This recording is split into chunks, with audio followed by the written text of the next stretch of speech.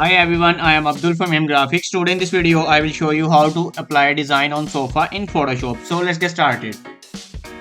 First, make a selection of the sofa. After make a selection, press Ctrl J to duplicate the layer. Import the design, go to File, Place Embedded, select Design and Import. Transform it to the sofa size. Now create a clipping mask. Change that blend mode to multiply. Go to blending options.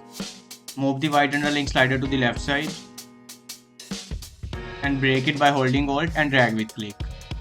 And move the black underlying slider to the right side and break it by holding Alt and drag with click. And hit OK.